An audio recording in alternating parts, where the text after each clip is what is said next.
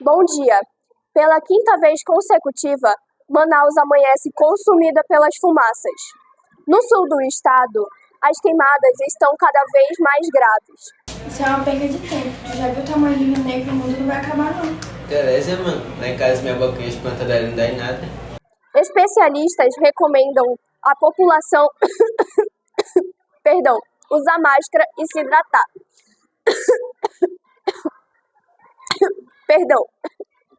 Meu Deus, vocês não viram a reportagem, não? Tá cheio de fumaça por aí, cheio de queimada por aí. Até 2030 a gente não vai estar nem vivo mais. Verdade.